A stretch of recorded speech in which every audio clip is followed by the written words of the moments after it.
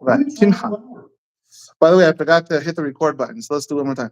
This is sponsored by Dr. Sofer and his wife Yamina in Zikut Upat Shlomo. Help me out. Shlomo.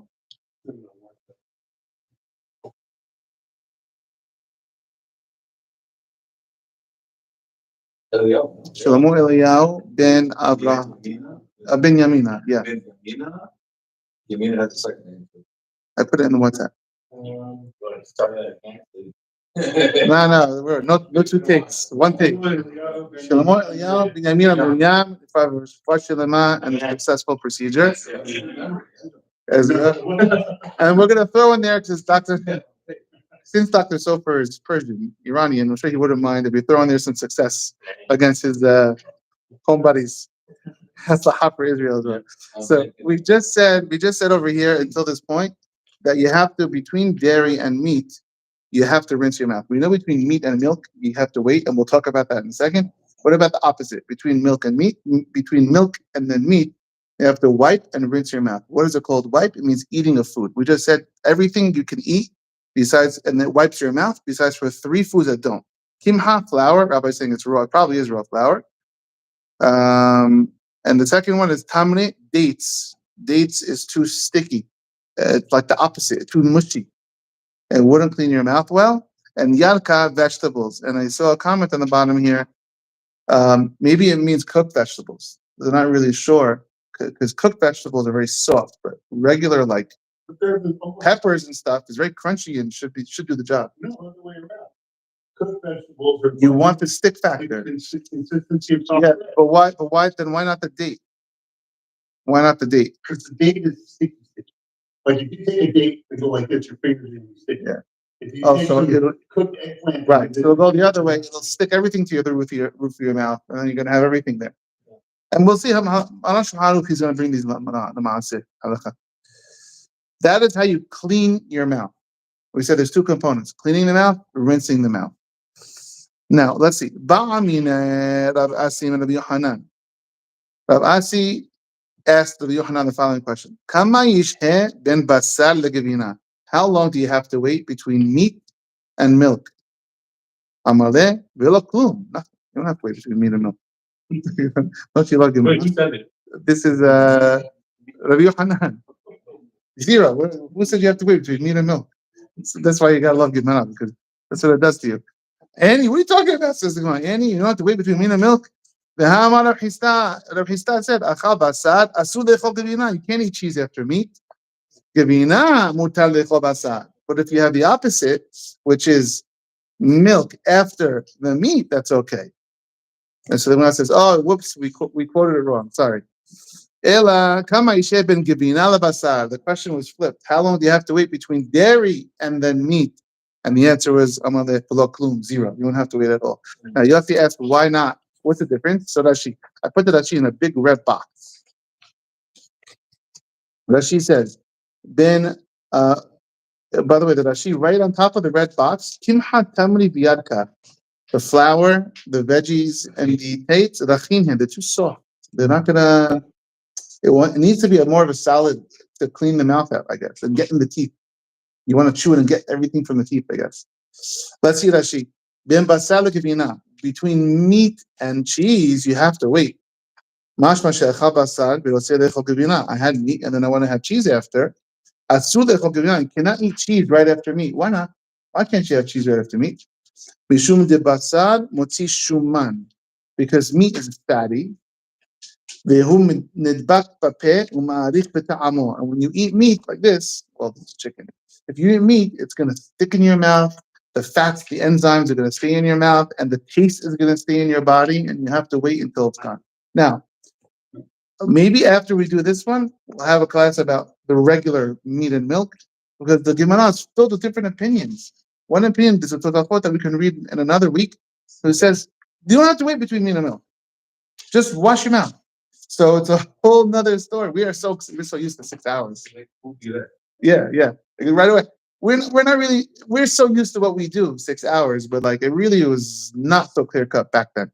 But Rashi says his reason is, and what I put this Rashi in a box is very important. I'm going to show you later, either this week or next week. Rashi says the reason is because of the fat and the juices and the enzymes and the taste of the meat, not Rambam's reason. Rambam brings a different reason. We'll have it in a second. The Tut brings both, and let's see. Basaj shebena shinaim, that's the next question of the Gemara. So let's go forward in the Gemara. The Gemara says, Gufa, Amar Hista, we said, Acha basar asu de'echol gavina. If you had meat, you cannot cheese after this. But gavina, mutar de'echol basar. But if I had cheese, I can have meat after that. So we are correct in the correct rendition of this beraita. Amar Rabba Haba Yosef Rabbi Hista. Rabba Haba Yosef tells Rabbi Hista, basar sheben shinayim ma'u. What if I have some meat stuck in my teeth? What if I have some meat stuck in my teeth? What's the halacha? Is this meat? Do I have to remove it? And as long as it's in between my teeth, I can't have dairy. Even 10 hours later, 15 hours later, there's some steak stuck in my teeth. Kari alea, he started reading him the pasuk from Parashat Beha'alotecha, this pasuk from the Slav. Or habasar, or den, or ben shinehem, the meat was still in their teeth. So we learn from here, as long as meat is in your teeth, it's called meat. As he says, the pasuk says straight out. I have a master question on this one. It wasn't meat. It was chicken. It was bird. It was folding. What did it mean? This should be a proof. Actually, holding. I think the only reason why was because if it's meat stuck in your teeth, you wouldn't take it out, make a brush, and eat that meat. It's not just really more. But just saying it's still food. Like, of course, still expensive. So this is going to be a mahloket between. I'll give it away. Spoiler alert. Remember, I told you Rashi and Rambam argue on the reason. Depending on who you hold, we'll follow the halakha, and I'll show it to you. Okay. So anyway, this pasuk now. Why is he bringing a pasuk? Why is it? It's not a proof that birds are considered meat. Says Basa. Okay. Amar bar Ukba. Mar Ukba says, Anna leha milta halabar hamra legabe abba. Regarding this one issue, I'm like vinegar compared to wine, like my dad. My dad's like wine, and I'm like vinegar. It means my dad's awesome at something, and I'm terrible at something. What? In what? Dilu abba ki hava achil bista ha'idna. My dad, if he were to eat meat now, lo hava achil gavina al lemahad min ki hashta. He wouldn't even eat cheese till the next day. V'ilu anna, but me, if I have meat, I just don't eat cheese now during this meal here. Don't now. But the next meal, I have it. I don't wait. One meal. There's a whole, if you want to look at it right now, I'll show you. It's on the left side. It says, I eat the meat, I eat the cheese in the next meal. What, breakfast to lunch? Breakfast to lunch? Lunch to dinner? That's the 3 hours he waits. Says Tosafot, "Lav b'seudata sheregilin la'asot ahad shaharit v'ahad arbit." Tosafot says, the Gemara always says there's 2 meals in the day. There's breakfast and there's dinner. Lunch became over the years. Tosafot says, don't think he's talking about breakfast to dinner. He's talking about, he says, Ela afilu le'atar. He's talking about right now, brunch, breakfast to brunch. He would just take his table away, clean off the meat, ubirech, like Rabbi said, and he will make bekat mazon, utad, and he can eat the cheese right away. So we see here already how there's going to be a lot of opinions about meat and milk. You guys weren't here in the kids' class. We had a whole discussion Tuesday night about this. Someone asked a question about meat and milk. I'm like, guys, the 6 hours is so much of a chumrah. We do it. Now, I'm not saying anybody shouldn't do it. It's so much of a chumrah. It's crazy. Like, if you know the backstory of how we got here. Okay, so let's go forward. It's not the only thing. Yeah. What else you got, Ezra? What else you have? 2 days. There's a lot. Yeah, that's true. This is the Gemara on holding. I think that's good for now. Let's turn the page. And so we see from here, the Gemara is saying you have to wipe and rinse. Wiping means eating something. Let's turn the page. We have Rambam. I told you, Rambam is going to argue on Rashi. Yeah, that too. 20 minutes, 40 minutes, all that. We know exactly what's happening. Misha achal, this is the Rambam on page 4. Misha achal givina or halav tehila. If someone ate cheese or milk first, mutar lechol halav basar miyad. You could eat meat right away, right after the dairy. Betzrich shiadiach yadav. Whoa, who said this? Yadiach yadav. You have to wash your hands. Where did Rambam get this from? Wash your hands. The Gemara doesn't say that. Yadiach yadav. You have to wash your hands. V'kaneach piv. And wipe your mouth. We know that means eating something. How do you wash your mouth? How do you rinse your mouth? Wipe your mouth? With food or perot or fruits. You chew it. Ubole'an or poletan. You could either swallow it or spit it out. That's a chidush. You don't have to eat the bread. Just chew it, clean it. It's just to accomplish the cleaning. And then you can spit it right out. You can use any food for this, except for dates, or kemach, or flour, or yerakot, or veggies. They're not good cleaning agents. What are we talking about? Or haya. Only when it comes to meat. How do I say this? Beef after dairy. You have to do all this. Off, but you want to have this chicken? You want to have sweet and sour chicken after dairy? You don't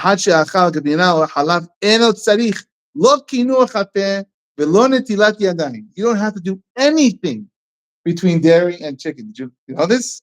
Nothing, says Rambam. Dairy and chicken, straight to it. Third one, the Rambam says, if you add meat first, ben basar behema, ben basar off, whether it's chicken, which is rabanan, or the beef, lo yachal halav halav, you cannot have dairy after ad sheyeh benehen kedeh shi'ur seudah ahiret. It has to be the shi'ur of a seudah, which we know is 6 hours according to us. It's like 6 hours, he says. Because the meat stays in your teeth. Beef products, chicken products, they stay in your teeth. And they don't go away with wiping. Rambam is a different pshat than Rashi. Rashi is all about the enzymes, the fats. Ezra, you're bursting. Enzymes, the fats, the taste, Rashi's saying. Rambam says nothing to do with that. It has to do with, I can't trust you that you took all the pieces of your steak and chicken. But what happens in the mouth? Not Yes. you digest. According to Rambam, yes. Sure. Nothing to do with the. According to Rashi, it's taste and the top. Back in your mouth. You eat both of them. Yeah, it's all here. Yeah, it's all here. Yeah. So Rambam is holding it's a chewing factor, and Rashi is holding it's a taste/fatty meat factor. Okay. When I was younger, I always learned that in 6 hours, because it takes 6 hours to digest the food. That's what everyone says. Yeah. No. That's wrong. No. That's what every That is why we have these classes. Literally why we have these classes. And one more thing. That is why we don't just have the classes halakha only. We have to build it because you have to have this knowledge, how it came about. Nothing to do with it. Like Rabbi says. You know that it's a Oh, wow. Both. Let's start it off. Good catch. I didn't catch that. Good catch. Kesef Mishneh, which everybody knows by now, is written by Manash Haruch on the Rambam. Rabbeinu wrote Rambam. It's because the meat is in your teeth. Katav Tur Yorede'ah, like Rabbi said. The Tur writes, according to this, as long as you wait the shi'ur, muta, you can eat dairy. Even if the meat is between your teeth. And the same thing would apply to Rambam if you just chewed it, but you didn't swallow it because you wanted to chew it and make it edible for the baby.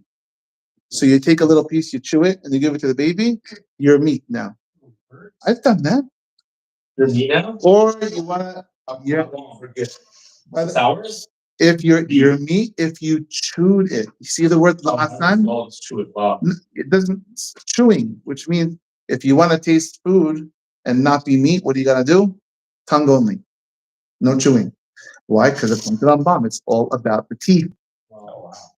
According to Rashi, tongue only would make you meat. But the halakha follows Rambam in this. That would mean that you can try some soup. Tongue only. Rabbi, step in if you want to correct me. Tongue only. We follow Rambam. Follow it? Yeah. You're cooking. No, you swallow your meat. No swallowing. No. Swallowing your meat. Figure it out. So you're cooking. You're cooking They're cooking. on the tongue. And they want to taste Yeah. it. Why? According to Rashi, they're meat. According to Rambam, they're not. We'll go by Rambam in this. But if they swallow it, you're out. But how do you taste something with your tongue only? That's what it tastes like. Yeah. Don't swallow the taste. Once you swallow the taste off. But if you chew it with your teeth, actually, someone just asked me a question last week. I don't remember who. I said, "Do you chew it with your teeth?" Yes, you're me, buddy. Because Rambam hold is about the teeth. Okay. Oh. Yeah. Yeah. You're right. Yeah. Or No swallowing. No swallow. We're just tiny little ones. No swallow. Oh. Why? It's exactly. I knew he was thinking the floss. I was thinking bread. Yeah, now there's so many ways to have a teeth. I'm gonna tell you when we see Manash look, you'll see. According to Rabbi, even if you when he said even if you drink like whiskey after, your birth won't taste your meat at all. Nothing. But don't forget, we have Rambam. With me and Rabbi were talking on the side about before. We have Rambam and Rashi. We're gonna hold like both of them in the end. So that's why the flossing. What about Rashi? You can't floss out taste. So Manash Hanuk is going to talk about this. Let's continue what he's saying here. Says Manash Hanuk in the case of Mishneh. If you chew the food for the baby, you have to wait. And if you have meat left in your mouth, but 9 hours later, but the meat is gone. There's no flavor in the meat. Some others say that the reason why you have to wait because the meat gives oils and fats, which is Rashi. It takes a long time for the taste of your beef to leave. According to this reason, if you just chewed it for a baby but you didn't swallow it, and say says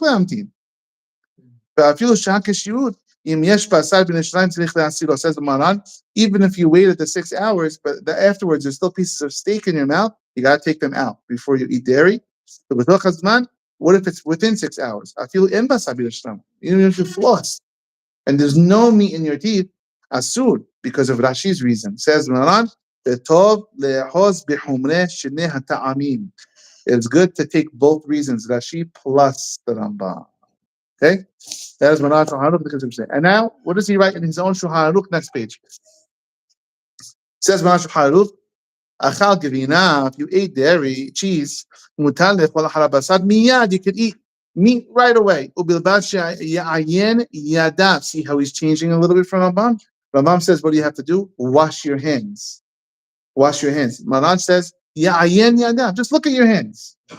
Just make sure there's no cheese on your hand. And then you're good to go as long as you do the rinsing and the eating. So he's lenient more than Rambam. But if it's dark and there's no electricity, you can't see your hands. Then you gotta do what Rambam says and wash them. You have to wipe your mouth, rinse it. How do you wipe it? You should chew a bread. And chew it good all over your mouth. Any food that you want, you can use as a cleaning agent. Those 3 things are out. No veggies. We don't know if it's raw or cooked. Doesn't say straight out. No dates and no flour. He gives a reason. Nobody else gave a reason. Because that stuff gets stuck in the cracks, which is the opposite. You're trying to clean your mouth, not make it more messy. And they don't do a good job cleaning it. After you eat the bread, then you should rinse your mouth with water or bayain or wine or any liquid, really. Can you swallow that? Or you have to rinse and spit out? We're going to say. So hold on, one thing before I go forward. Maran gave an order. He says first comes the bread, then comes the liquid. There are little nuances that Rambam didn't give an order. And the Gemara doesn't give an order either. It just says, what if I want to drink first and then I want to have the bread? Can you choose your order? According to Maran, it seems like you have to go in order. We'll see the halakha l'maaseh. What are we talking about? Beef. But if you same thing, if you want to eat chicken, halakha l'maaseh. If you want to eat chicken after cheese, you don't have to do any of it. Go straight from the mac and cheese, straight for the chicken. Alcha B'ma'aseh. even hard to know. Well, I'm going to say that for later. What about rational? We're going to talk about that specifically, but that's even more lenient. That's crazy. Yeah, crazy. If you want, because chicken's drabanan. Chicken is not meat. It doesn't. So don't drive yourself crazy. Kids have milk. You can't possibly put. Mammals. So therefore, don't drive yourself crazy. You had meat, milk. Well, no, that You want to have chicken? Have the chicken. We learned in your class like a month ago. There's somebody eats chicken that was was not properly killed. All they have to do is rinse themselves in water. Remember Is that us? That was a. I've made eggs and cheese. I never understood. Yeah. The eating lamb. So milk also comes from a cow. Let's see the Rama. Says the Rama, "V'yesh mahmirim." Of course, always. Yesh harim. No, some are strict. Afil b'basara hativina. Says the Rama, Ashkenaz. Some are strict even with meat after cheese. You should be strict. V'chen noagin, and this is the custom. Shekol she'agavina kasha. As long as the cheese is hard cheese, says the Rama. En ochlina haria afil basar of. Don't even have chicken after it. So strict, the Rama, Ramosha Isilis. Kemo b'gemina ahar basar. Treat it just like milk after meat. V'chen hu bezohar, in parentheses. V'chen hu bezohar. V'yesh mekilin, and some are lenient. V'en lemachot. Don't. How do you say lemachot? Don't protest someone who's lenient. Let them wipe and wash their mouth and wash their hands like Marambam, although Maran Shaharuf doesn't say you have to wash your hands. But it's good to be strict. That's the Ashkenaz source for being strict. After hard cheese, not to eat meat. No, we don't. No. Ashkenaz, man. We're gonna finish. We're gonna learn it right here. It's coming. Let's see. No. How about there's a little caveat. Hold on. There's a little caveat. Wait till when we get to the final halakha, there's a little caveat. But generally speaking, we're lenient. Let's see. The Bet Yosef. Look at the Bet Yosef. If it's daytime and you see your hands are clean, it's you don't have to wash your hands like Rambam. Okay. Now, let's skip this. Let's skip this. I want before going to Minha, I want to read you the Zohar. Listen to this. There's a Zohar that kind of messes things up a little bit. The Zohar says here, I actually found it in English and Hebrew. Believe that? So here's the Zohar Mishpatim. He says, it's talking about meat and milk in Parashat Mishpatim because it has Lota Bet Shel Gedi B'Acharadimu. Says the Zohar, V'chol man de'ati misitra da. Kol mi shenimshach misad kelipat gedi zeh. Ve'ochel basar b'chalav. Anyone who eats meat and milk, kelay yahavin ducha. Kulam notnim makom ahiza. They give a place for holding. Leman delo istedich le'kelipa she'tit'orer ba'olam. I'm going to sort of go straight to the English so you can enjoy the delicious warnings of the Zohar. He says here, it is, I have no idea who can. Is this even an Orthodox Zohar, this one? That one's just a translation. All right, here we go. It is set forth in the mysteries. Okay. Oh, it's in Sina. It is set forth in the mysteries of King Solomon's book that he who eats a composite of flesh and milk, or drinks milk shortly after eating meat, will appear for a space of 40 days to the vision of the accusing angels in the aspect of a slaughtered goat, with myriads of impure powers surrounding him, and he causes unholy judgments to be awakened in the world. And should he have a child, a son, during these 40 days, the son will imbibe his soul and the breath of his spirit from the other side. And he would defy. That's very Zohar. This Zohar, Hakam Vadia in Halakot Olam, he says the Zohar really stirred things up. That's the Hebrew. He says, he who defiles himself will be drawn to unholy powers. This is an impurity which is exceedingly gross, which cannot be done away with by means of purification, as can other defilements. Besides, such a person having come to look, even in outer seeming like a goat, because of doing this, goes in constant fear of wild animals. For the humanness of him has disappeared. This Zohar in here, with the translation, has a little bit different. This will be our last source for today. Has a little bit different thing here. He says over here, I'll read you the Hebrew part of it. Even if you have two meals, which means you have the meat and then you have the milk after, which is allowed according to halakha. And even if you waited 2 hours, says the Zohar, and it says in the parentheses, it seems from the Zohar that milk after meat is the same thing as meat after milk, according to this, it says. If you want to be strict, you should be strict and milk after meat, the same way meat after milk. 40 days after doing such an act, it'll be like a goat. Gedia hitzoni, this outer goat, se'it izim, maybe it has to do with like the azadil. Mitra'eh mikulas mizuraz umizuyan, it's all ready to, God forbid, hurt. Bechochot hadinim shem kele zayano, im kelipot hatumot hamista'apot mimeno. What does that mean? That sprout out? Yeah. Like a seed? בעניין המם יום הוא why 40 days? כי בקדושה אנו מוצאים מם יום שעלה משה בהר סיני. 40 days on הר סיני.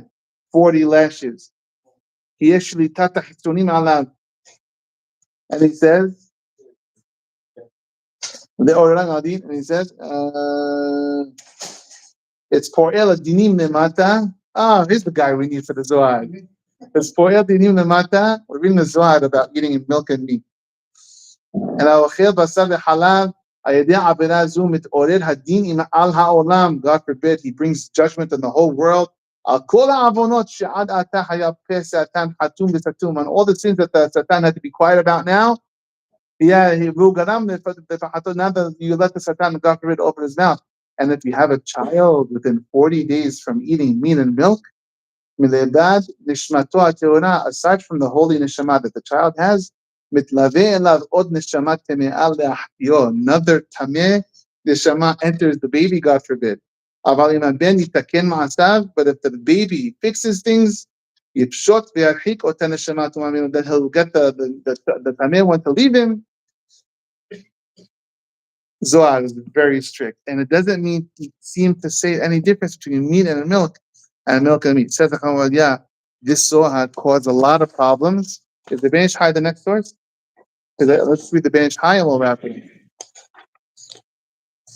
Yeah, let's read the Ben Ish Chai and the Taz. It says, or should we just let's wait. Let's do Tehillim. Yeah. Should we do Rabbi Tehillim and then Kaddish and Tehillim? What do you want? Tehillim first. רבי חנינא בן עקשיא אומר עשה הקדוש ברוך הוא לפחות את ישראל לפיכך כתבה להם תורה מצוות שנאמר אדוני חפש למעשה כל תורה בידי. Make sure you come next week for the halakha.